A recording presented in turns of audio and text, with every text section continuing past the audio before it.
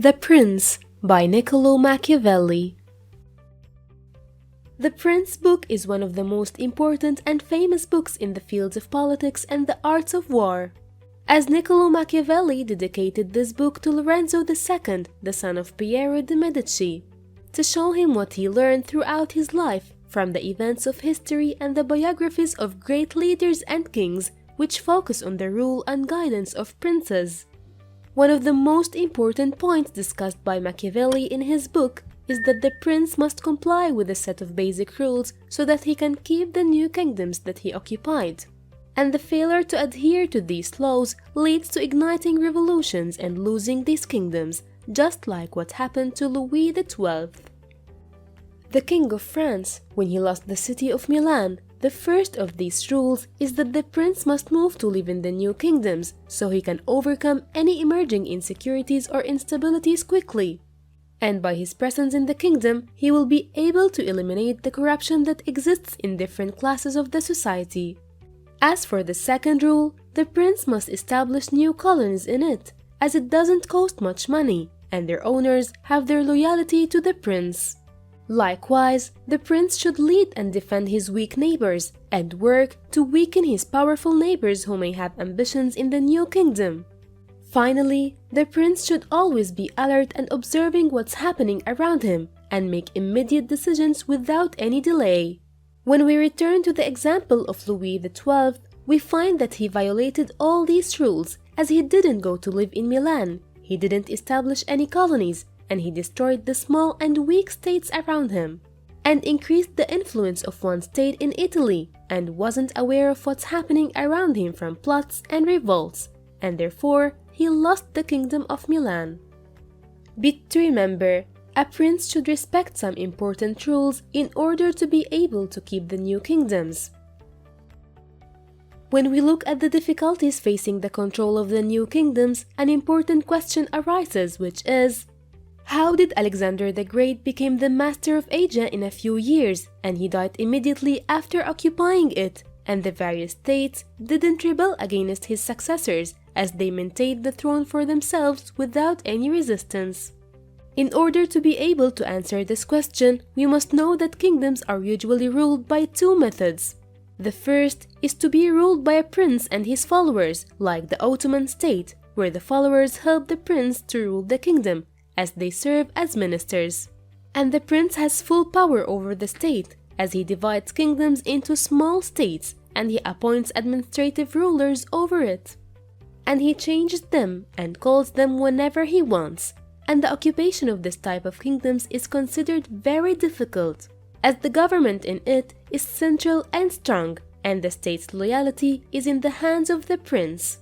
But if the prince is defeated in the war, it becomes very difficult to keep this kingdom, because it derives its power from the prince. As for the second type of kingdoms, it's to be ruled by a prince and nobles like France, where the nobles play a major and important role in the kingdom's politics and hold their positions without the help of the prince, as they have authority over their sectors and the citizens living in those regions, as they owe them loyalty and obedience. And they have privileges that even the prince can deprive them of these privileges without exposing himself to danger. Entering and defeating this type of kingdoms is easy and simple, and that's done by gaining the favor of some of the nobles of the kingdom, as you will always find a group of people that are dissatisfied with the prince and want to renew the old situations. But keeping these kingdoms after their occupation is very difficult, because the nobles will still have the power. In the first example, we find that the method of ruling in the kingdoms occupied by Alexander the Great is of the first type, as he occupied them with difficulty after great battles, and therefore his successors were able to keep these kingdoms for a very long period after his death. But to remember, a prince must know the different methods in which kingdoms are ruled. The prince must focus on two basic rules in order to be able to protect and preserve his kingdoms, which are the presence of a valid law that governs the state, and the presence of a strong army to protect it. The strong army is considered the fundamental basis, and without it, there will be no compliance with the law. There are three ways in which the prince can create his army, by which he will defend a kingdom or attack with another kingdoms. The first way is to use mercenary forces, and this method is considered very dangerous for the prince and his kingdom, and it's useless, as they are disintegrative forces and with ambitions where it's difficult to comply with the command and control military regulation, and they don't keep any promises with the people. Also, its presence consumes a lot of money in peace and war, and the best example of the failure of this type is what happened to Italy, where it depended on mercenary forces for a long time, and therefore the French king Charles was able to capture it with the least possible effort. As for the second type of armies, they are auxiliary armies from the strong neighboring states, which are also useless and very dangerous just as mercenary forces. And there are many examples from history that illustrate the danger of these forces. For example, the Constantinople Empire. It mobilized 10,000 Turks in Greece in order to resist hostile forces from the neighboring states, and after the end of the war, the Turks refused to leave or return to their country, and they settled in Greece. As for the third type of armies, they are the national forces, which consist of citizens and nationals from the kingdom itself. And they are the essential pillar of the prince, as he loses his safety without his national forces, and without them, his fate and the fate of his kingdom depend on luck and fate. And when we look at history, we see that kingdoms that were able to live free for many centuries had strong armed national forces, and the best example for us is the Roman Empire, the state of Sparta, and the Swiss. But to remember, the prince must have a strong national army, which is not from foreign forces of mercenaries or neighboring kingdoms, in order to be able to protect his kingdoms. The art of war is one of the most important sciences that a prince must learn and be proficient in, as war is the main method for controlling new kingdoms. And it's also the method that may lead the prince to lose his kingdoms. There is a difference between an armed man and an unarmed man. So it's not reasonable to assume that an armed man obeys a defenseless man willingly, and therefore the prince shouldn't abandon military training, whether in peace or war, as he can train himself by two basic ways. The first one is practical, and the other one is theoretical.